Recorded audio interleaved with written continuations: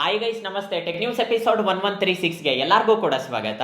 ಇವತ್ತಿನ tech news start ಮಾಡೋದಕ್ಕಿಂತ ಮುಂಚೆ ಇದುವರೆಗೂ ನೀವೇನಾದರೂ ನಮ್ಮ ಚಾನಲ್ಗೆ ಸಬ್ಸ್ಕ್ರೈಬ್ ಮಾಡ್ಕೊಂಡಿಲ್ಲ ಅಂದ್ರೆ ಕೆಳಗಡೆ ಸಬ್ಸ್ಕ್ರೈಬ್ ಬಟನ್ ಇರುತ್ತೆ, ಸಬ್ಸ್ಕ್ರೈಬ್ ಮಾಡ್ಕೊಳ್ಳಿ. ಈ ವಿಡಿಯೋ ನಿಮಗೆ ಇಷ್ಟ ಆಯ್ತು ಅಂದ್ರೆ ಲೈಕ್ ಮಾಡೋದನ್ನ ಮಾತ್ರ ಮರಿಬೇಡಿ. ಇವತ್ತಿನ ಟೆಕ್ ನ್ಯೂಸ್ ಆದ್ರೆ ಸ್ಟಾರ್ಟ್ ಮಾಡೋಣ. ಇವತ್ತಿನ ಟೆಕ್ ನ್ಯೂಸ್ ನೋಡ್ಕೊಂಡ್ರೆ ಮೊದಲನೇ ನ್ಯೂಸ್ ಬಂದ್ಬಿಟ್ಟು ನಮಗೆ ರಿಯಲ್ಮಿ ಕಂಪ್ನಿಯವರು ಈ ತಿಂಗಳಲ್ಲಿ ಎರಡು ಹೊಸ ಮೊಬೈಲ್ಸ್ ನ ಲಾಂಚ್ ಮಾಡ್ತಿದ್ದಾರೆ. Realme 16 pro series. ಈ ಮೊಬೈಲ್ಸ್ ನಿಮಗೆ ತುಂಬಾ ಚೆನ್ನಾಗಿರುತ್ತೆ ಅಂತಾನೆ ಹೇಳ್ಬೋದು.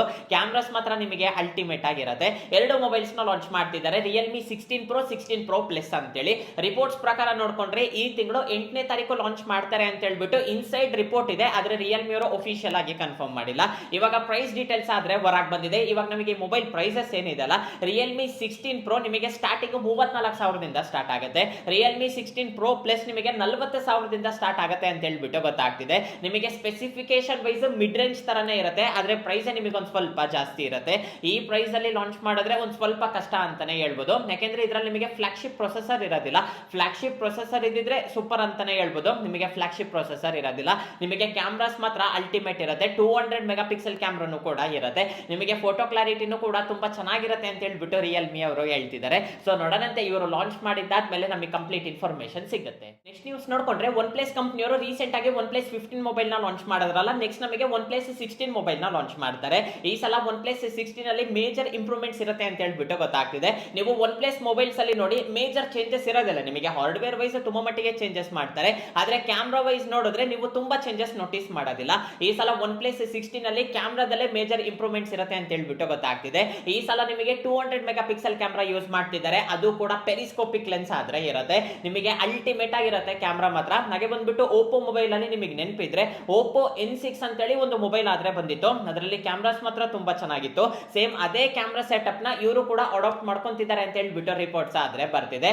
ಇದು ಮೊಬೈಲ್ ಲಾಂಚ್ ಆಗ್ಬೇಕು ಅಂದ್ರೆ ಇನ್ನ ತುಂಬಾ ಟೈಮ್ ಇದೆ. ಇವಾಗ ಅಂಡರ್ ವರ್ಕ್ ಆದ್ರೆ ಸ್ಟಾರ್ಟ್ ಆಗಿದೆ. ನ್ಯೂಸ್ ನೋಡ್ಕೊಂಡ್ರೆ A+ ಮೊಬೈಲ್ ಬಗ್ಗೆ ಸಪರೇಟ್ ಆಗಿ ಹೇಳ್ಬೇಕಾಗಿಲ್ಲ, ನಿಮಗೆ ಗೊತ್ತಿರೋದೆ. ಇವ್ರು ಬಂದ್ಬಿಟ್ಟು ಬಜೆಟ್ ಅಲ್ಲ ಲೋ ರೇಂಜ್ ಮೊಬೈಲ್ಸ್ ಅಂತಾನೆ ಹೇಳ್ಬೋದು. ನಿಮಗೆ 10,000 ಒಳಗಡೆ ಈ ಒಂದು ಮೊಬೈಲ್ಸ್ ಆದ್ರೆ ಸಿಗ್ತಿರತ್ತೆ. ಮಾಧವ್ ಶೇತ್ ಅವರು ಈ ಒಂದು ಮೊಬೈಲ್ ಕಂಪ್ನಿನ ಸ್ಟಾರ್ಟ್ ಮಾಡಿದ್ರು. ಇವಾಗ ಬರ್ತಾ ಇರೋ ರಿಪೋರ್ಟ್ಸ್ ಪ್ರಕಾರ ನೋಡ್ಕೊಂಡ್ರೆ Q1 2026ರಲ್ಲಿ ಫ್ಲಿಪ್ ಮೊಬೈಲ್ ನ ಲಾಂಚ್ ಮಾಡ್ತಾರೆ ಅಂತ ಹೇಳ್ಬಿಟ್ಟು ಗೊತ್ತಾಗ್ತಿದೆ. ಎಲ್ಲರೂ ಕೂಡ ಶಾಕ್ ಆಗಿ ಹೋಗ್ಬಿಟ್ಟಿದ್ದಾರೆ. ರೀಸನ್ ಏನು ಅಂದ್ರೆ ಇವ್ರು 10,000 ಒಳಗಡೆ ಅಷ್ಟೇ ಮಾರ್ಕೆಟ್ ಇದೆ, ಅದು ಕೂಡ ತುಂಬಾ ಕಷ್ಟಪಡ್ತಿದ್ದಾರೆ ಆ ಮಾರ್ಕೆಟ್ ಅಲ್ಲಿ. ಇವಾಗ ಒಂದೇ ಸಲ ಇವರು ಫ್ಲಿಪ್ ಮೊಬೈಲ್ ಲಾಂಚ್ ಮಾಡ್ತಿದ್ದಾರೆ. ಇದಕ್ಕೆ ಯಾವ ರೀತಿ ರೆಸ್ಪಾನ್ಸ್ ಇರುತ್ತೋ, ಇದರ ಪ್ರೈಸ್ ರೇಂಜ್ ಏನೋ, ಇದ್ರ ಬಗ್ಗೆ ಯಾವುದೇ ರೀತಿ ಇನ್ಫಾರ್ಮೇಶನ್ ಇಲ್ಲ. ಇವಾಗ Q1 ನಲ್ಲಿ ಲಾಂಚ್ ಮಾಡ್ತೀವಿ ಅಂತ ಹೇಳ್ಬಿಟ್ಟು ಇವರಾದ್ರೆ ಹೇಳ್ತಿದ್ದಾರೆ. ಸೊ ನೋಡೋಣಂತೆ ಏನಾಗುತ್ತೆ ಅಂತ. ನೆಕ್ಸ್ಟ್ ನ್ಯೂಸ್ ನೋಡ್ಕೊಂಡ್ರೆ pan masala, cigarette, tobacco, so ಈ ಒಂದು ರಿಲೇಟೆಡ್ ಐಟಮ್ಸ್ ಯಾರ್ಯಾರೆಲ್ಲ ತಗೊಂತಿರ್ತಿರೋ ನಿಮ್ಗೆಲ್ಲರಿಗೂ ಕೂಡ ಒಂದು ಶಾಕಿಂಗ್ ನ್ಯೂಸ್ ಅಂತಾನೆ ಹೇಳ್ಬೋದು. ಫೆಬ್ರವರಿ 1ನೇ ತಾರೀಕಿಂದ ಅಫಿಷಿಯಲ್ ಆಗಿ GST ಅನ್ನೋದು ಜಾಸ್ತಿ ಆಗ್ತಾ ಇದೆ. ಇವಾಗಿರೋ ಪ್ರೈಸಿಗೆ ಕಂಪೇರ್ ಮಾಡಿದ್ರೆ ನಿಮಗೆ 40% GST ಅನ್ನೋದು ಅಪ್ಲೈ ಆಗ್ತಾ ಇದೆ. ನೀವೇನಾದ್ರೂ ತಗೊಳ್ಳಿ, ಸಿಗರೆಟ್ ತಗೊಳ್ಳಿ, ಪಾನ್ ಮಸಾಲ ತಗೊಳ್ಳಿ, ಟೊಬ್ಯಾಕೋಗೆ ಸಂಬಂಧಪಟ್ಟ ರಿಲೇಟೆಡ್ ಐಟಮ್ಸ್ ಏನಿರುತ್ತಲ್ಲ ಅದನ್ನ ನೀವೇನೇ ಪರ್ಚೇಸ್ ಮಾಡಿದ್ರು ಕೂಡ ಇವಾಗ ನಿಮಗೆ 40% ಟ್ಯಾಕ್ಸ್ ಅನ್ನೋದು ಜಾಸ್ತಿ ಆಗ್ತಾ ಇದೆ. ರಿಪೋರ್ಟ್ಸ್ ಪ್ರಕಾರ ನೋಡ್ಕೊಂಡ್ರೆ ಒಂದು ಸಿಗರೆಟ್ ಇನ್ಮೇಲಿಂದ 72 ರೂಪೀಸ್ ಆಗುತ್ತೆ ಅಂತ ಹೇಳ್ಬಿಟ್ಟು ಗೊತ್ತಾಗ್ತಿದೆ. ಇನ್ನ ಇಮ್ಯಾಜಿನ್ ಮಾಡ್ಕೊಳ್ಳಿ ನಮ್ಮ ಮಾರ್ಕೆಟ್ ಯಾವ ರೀತಿ ಬೂಮ್ ಆಗುತ್ತೆ ಅಂತೇಳಿ. ರೀಸನ್ ಗೊತ್ತಿಲ್ಲ, ಸಡನ್ ಆಗಿ ಈ ಒಂದು GST ಚೇಂಜಸ್ ಏನಕ್ಕೆ ಅಂತೇಳಿ.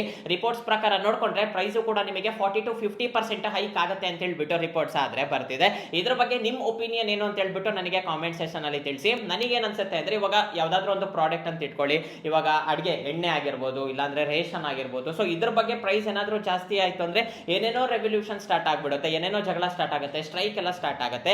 ಇವಾಗ ನೋಡಿ, ಇವಾಗ ಸಿಗರೆಟ್ ಇದೆಲ್ಲದ್ರ ಮೇಲೂ ಕೂಡ 40% ಜಾಸ್ತಿ ಮಾಡಿದ್ರು ಕೂಡ ಯಾವುದೇ ರೀತಿ ಚೇಂಜಸ್ ಆಗೋದಿಲ್ಲ. ಇವಾಗ ಯಾರಾದ್ರೂ ಸಿಗರೆಟ್ ರೆಗ್ಯುಲರ್ ಆಗಿ ತಗೊಂತಾ ಇದ್ರೆ ಅವ್ರು 72 ರೂಪಾಯಿ ಅಲ್ಲ 100 ರೂಪಾಯಿ ಆದ್ರೂ ಕೂಡ ತಗೊಂತಾರೆ. ಇಲ್ಲಿ ಯಾವುದೇ ರೀತಿ ತುಂಬಾ ಚೇಂಜಸ್ ನೋಟಿಸ್ ಆಗಲ್ಲ ಅಂತ ಹೇಳ್ಬಿಟ್ಟು ನಾನು ಅನ್ಕೊಂತಿದ್ದೀನಿ.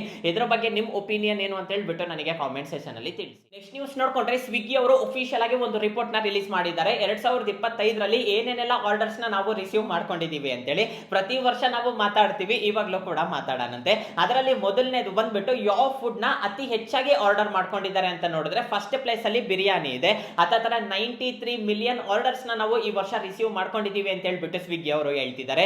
93 ಮಿಲಿಯನ್ಸ್ ಅಂದ್ರೆ ಇನ್ನ ನೀವೇ ಇಮ್ಯಾಜಿನ್ ಮಾಡ್ಕೊಳ್ಳಿ. ಪ್ರತಿ ಸೆಕೆಂಡ್ಗೆ 3 ರಿಂದ 4 ಆರ್ಡರ್ಸ್ ನ ರಿಸೀವ್ ಮಾಡ್ಕೊಂಡಿದ್ದಾರೆ. ಪ್ರತಿ ನಿಮಿಷಕ್ಕೆ 196 ಆರ್ಡರ್ಸ್ ನ ರಿಸೀವ್ ಮಾಡ್ಕೊಂಡಿದೀವಿ ಅಂತ ಹೇಳ್ಬಿಟ್ಟು ಹೇಳ್ತಿದ್ದಾರೆ.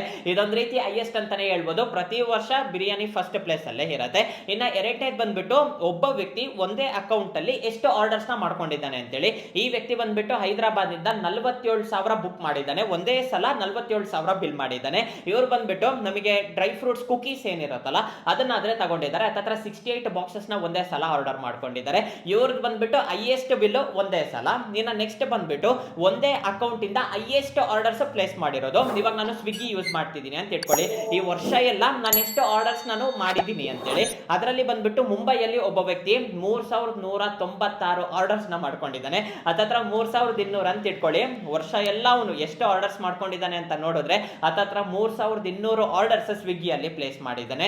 ಅವನೇನ್ ಮನೇಲಿ ಏನ್ ಮಾಡ್ಕೊಳ್ಳೋದಿಲ್ವೇನೋ, 3 ಹೊತ್ತು ಕೂಡ ಇದರಲ್ಲೇ ಬುಕ್ ಮಾಡಿದ್ದಾನೆ, ಹತ್ತತ್ರ 3,200 ಆರ್ಡರ್ಸ್ ಪ್ಲೇಸ್ ಮಾಡಿದ್ದಾನೆ. ಇನ್ನು ನೆಕ್ಸ್ಟ್ ಬಂದ್ಬಿಟ್ಟು ಬರ್ಗರ್ ತುಂಬಾ ಜನ ಆರ್ಡರ್ ಮಾಡ್ಕೊಂಡಿದ್ದಾರೆ, 44.2 ಮಿಲಿಯನ್ ಆರ್ಡರ್ಸ್ ಆದ್ರೆ ಬಂದಿದೆ. ಪಿಜ್ಜಾನು ಅಷ್ಟೇ 40.1 ಮಿಲಿಯನ್. ಹಾಗೆ ಬಂದ್ಬಿಟ್ಟು ದೋಸೆ ನಮಗೆ 26.2 ಮಿಲಿಯನ್ ಆರ್ಡರ್ಸ್ ನ ನಾವು ರಿಸೀವ್ ಮಾಡ್ಕೊಂಡಿದೀವಿ ಅಂತ ಹೇಳ್ಬಿಟ್ಟು ಸ್ವಿಗ್ಗಿ ಅವರು ಹೇಳ್ತಿದ್ದಾರೆ.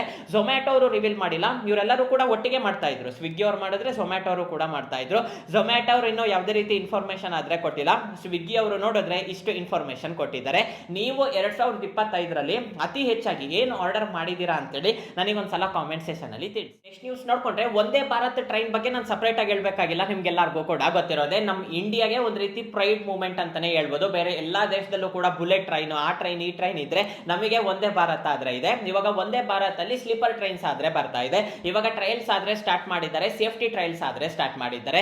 ಗುಡ್ ನ್ಯೂಸ್ ಏನು ಅಂದ್ರೆ 180 km/h ಸ್ಪೀಡ್ ಅಲ್ಲಿ ಹೋಗ್ತಿದ್ರು ಕೂಡ ನಿಮಗೆ ಸ್ಟೆಬಿಲೈಸೇಷನ್ ನೋಡಬಹುದು ಯಾವ ರೀತಿ ಇದೆ ಅಂತೇಳಿ.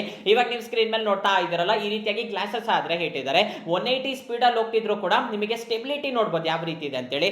ಇವಾಗ ನಾವು ಟ್ರಾವೆಲ್ ಮಾಡೋ ಟ್ರೈನ್ಸ್ ಗೆ ಕಂಪೇರ್ ಮಾಡಿದ್ರೆ ಇದು 100 ಟೈಮ್ಸ್ ಬೆಟರ್ ಆಗಿದೆ. ಹಾಗೆ ಬಂದ್ಬಿಟ್ಟು ಸ್ಟೆಬಿಲಿಟಿ ಆಗಿರ್ಬೋದು, ಇನ್ಸೈಡ್ ವ್ಯೂ ಆಗಿರ್ಬೋದು, ಎಲ್ಲಾನು ಕೂಡ ನಿಮಗೆ ಪ್ರೀಮಿಯಂ ಆಗಿರುತ್ತೆ ಅಂತ ಹೇಳ್ಬಿಟ್ಟು ಇವರು ಆದ್ರೆ ಹೇಳ್ತಿದ್ದಾರೆ. ಹಂಗಂತ ಹೇಳ್ಬಿಟ್ಟು ನಿಮಗೆ ಟ್ರೈನ್ ಕಾಸ್ಟ್ ಏನು ತುಂಬಾ ಇರೋದಿಲ್ಲ. ರಿಪೋರ್ಟ್ಸ್ ಪ್ರಕಾರ ನೋಡ್ಕೊಂಡ್ರೆ 3,200 ರೂಪಾಯಿಂದ ಟಿಕೆಟ್ ಪ್ರೈಸ್ ಅನ್ನೋದು ಸ್ಟಾರ್ಟ್ ಆಗುತ್ತೆ, ಅದರಲ್ಲೂ ಕೂಡ ಇನ್ಕ್ಲೂಡಿಂಗ್ ಫುಡ್ ಅಂತ ಹೇಳ್ಬಿಟ್ಟು ಗೊತ್ತಾಗ್ತಿದೆ. ಸೊ ನೋಡೋಣಂತೆ, 100% ಇದು ಗುಡ್ ನ್ಯೂಸ್ ಅಂತಾನೆ ಹೇಳ್ಬೋದು. ನೆಕ್ಸ್ಟ್ ನ್ಯೂಸ್ ನೋಡ್ಕೊಂಡ್ರೆ ಶೌಮಿ ಅವರು ರೀಸೆಂಟ್ ಆಗಿ ಶೌಮಿ 17 ಅಲ್ಟ್ರಾ ಈ ಒಂದು ಮೊಬೈಲ್ ನ ಲಾಂಚ್ ಮಾಡಿದ್ದಾರೆ. ಗ್ಲೋಬಲ್ ಆಗಿ ಲಾಂಚ್ ಮಾಡಿದ್ದಾರೆ, ನಮ್ಮ ಇಂಡಿಯಾದಲ್ಲೂ ಕೂಡ ಲಾಂಚ್ ಮಾಡ್ತಾರೆ. ಇನ್ನೊಂದ್ 2 ತಿಂಗಳ ಟೈಮ್ ಆದ್ರೆ ತಗೊಳುತ್ತೆ. ಇವರು 2 ಮೊಬೈಲ್ಸ್ ನ ಲಾಂಚ್ ಮಾಡಿದ್ದಾರೆ, Xiaomi 17 Ultra, Xiaomi 17 Ultra Leica partnership ಜೊತೆಗೆ. ಮತ್ತೆ ಇನ್ನ ಒಂದು ಮೊಬೈಲ್ ಅಲ್ಲಿ ಲೈಕಾ ಪಾರ್ಟ್ನರ್ಶಿಪ್ ಇರೋದಿಲ್ವಾ ಬ್ರೋ ಅಂದ್ರೆ, 2ರಲ್ಲೂ ಕೂಡ ನಿಮಗೆ ಲೈಕಾ ಪಾರ್ಟ್ನರ್ಶಿಪ್ ಇರುತ್ತೆ, 1ರಲ್ಲಿ ಮಾತ್ರ ಸ್ಪೆಷಲ್ ಅಂತಾನೆ ಹೇಳ್ಬೋದು.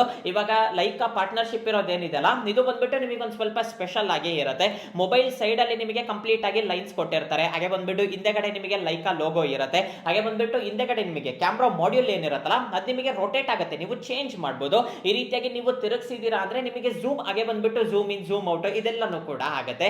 ಇದೊಂದು ಚೇಂಜಸ್ ನೋಡಬಹುದು. ಹಾಗೆ ಬಂದ್ಬಿಟ್ಟು ಕಂಪ್ಲೀಟ್ ಕಿಟ್ ಕೂಡ ನಿಮಗೆ ಬಾಕ್ಸ್ ಅಲ್ಲೇ ಸಿಗುತ್ತೆ. ಹಾಗೆ ಬಂದ್ಬಿಟ್ಟು ಎಕ್ಸ್ಟ್ರಾ ಫಿಲ್ಟರ್ಸ್ ಕೂಡ ನಿಮಗೆ ಇದ್ರಲ್ಲ ಆದ್ರೆ ಕೊಟ್ಟಿರ್ತಾರೆ. ಇದೇ ಮೇಜರ್ ಚೇಂಜ್. ನೀನು ನಾರ್ಮಲ್ 17 ಅಲ್ಟ್ರಾ ಏನಿದೆ ಅಲ್ಲ, ಸೇಮ್ ಟು ಸೇಮ್ ಇರುತ್ತೆ. ಇವಾಗ ನಾನೇನೆಲ್ಲ ಹೊಸ ಫೀಚರ್ಸ್ ಹೇಳದ್ನಲ್ಲ ಅದ್ಯಾವುದು ಕೂಡ ನಿಮಗೆ ಇದರಲ್ಲಿ ಇರೋದಿಲ್ಲ, ಆದ್ರೆ ಇದು ಕೂಡ ನಿಮಗೆ ಸುಪೀರಿಯರ್ ಲೆವೆಲ್ ಅಲ್ಲೇ ಇರುತ್ತೆ. ಸ್ಪೆಸಿಫಿಕೇಶನ್ಸ್ ಕೂಡ ಅಷ್ಟೇ, 2K ರೆಸಲ್ಯೂಷನ್ ಡಿಸ್ಪ್ಲೇ ಇರುತ್ತೆ. ಸ್ನ್ಯಾಪ್ಡ್ರ್ಯಾಗನ್ 888 Gen 5 ಚಿಪ್ಸೆಟ್ ಯೂಸ್ ಮಾಡಿರ್ತಾರೆ. ಮೇನ್ ಕ್ಯಾಮ್ರಾ 200 ಮೆಗಾ ಪಿಕ್ಸೆಲ್ ಇರುತ್ತೆ, ಫ್ರಂಟ್ ಕ್ಯಾಮ್ರಾ 50 ಮೆಗಾ ಪಿಕ್ಸೆಲ್ ಇರುತ್ತೆ, 6800 mAh ಬ್ಯಾಟರಿ ಇರುತ್ತೆ, 90 ವಾಟ್ ಫಾಸ್ಟ್ ಚಾರ್ಜಿಂಗ್ ಗೆ ಸಪೋರ್ಟ್ ಮಾಡುತ್ತೆ. ಸ್ಪೆಸಿಫಿಕೇಶನ್ಸ್ ಎಲ್ಲ ಹೈಲೈಟ್ ಇರುತ್ತೆ. ನಿಮಗೆ ಸ್ಪೆಷಲ್ ಎಡಿಷನ್ 1,02,000 ಲಾಂಚ್ ಮಾಡಿದ್ದಾರೆ. ನಮ್ಮ ಇಂಡಿಯಾಗೆ ಬಂದ ತಕ್ಷಣ ಈಸಿ ನಿಮಗೆ 1,20,000 1,30,000 ಆಗೋಗ್ಬಿಡುತ್ತೆ. ಒಂದು 20,000 ಅಂತೂ ಜಾಸ್ತಿ ಆಗುತ್ತೆ. ಸೊ ನೋಡೋಣಂತೆ, ಇವಾಗ ಪ್ರೆಸೆಂಟ್ ಗ್ಲೋಬಲ್ ಆಗಿ ಲಾಂಚ್ ಮಾಡಿದ್ದಾರೆ, ನಮ್ಮ ಇಂಡಿಯಾದಲ್ಲೂ ಕೂಡ ಈ ಒಂದು ಮೊಬೈಲ್ ನ ಲಾಂಚ್ ಮಾಡ್ತಾರೆ. ಸೊ ಇಷ್ಟೇ ಗೈಸ್, ಇವತ್ತು ನನಗೆ ಇಂಟ್ರೆಸ್ಟಿಂಗ್ ಅನ್ಸಿರೋ ಟೆಕ್ ನ್ಯೂಸ್ ಆದ್ರೆ ಈ ವಿಡಿಯೋ ನಿಮಗೆ ಇಷ್ಟ ಆಯ್ತು ಅನ್ಕೊಂತೀನಿ. ಈ ವಿಡಿಯೋ ನಿಮಗೆ ಇಷ್ಟ ಆಗಿದ್ರೆ ಲೈಕ್ ಮಾಡಿ, ಶೇರ್ ಮಾಡಿ. ಹಾಗೆ ಕೆಳಗಡೆ ಸಬ್ಸ್ಕ್ರೈಬ್ ಬಟನ್ ಇರುತ್ತೆ, ಸಬ್ಸ್ಕ್ರೈಬ್ ಮಾಡ್ಕೊಳ್ಳೋದನ್ನ ಮಾತ್ರ ಮರಿಬೇಡಿ. ನೆಕ್ಸ್ಟ್ ವಿಡಿಯೋದಲ್ಲಿ ಮೀಟ್ ಆಗೋಣಂತೆ, ಅಲ್ಲಿವರೆಗೂ ಬಾಯ್ ಬಾಯ್.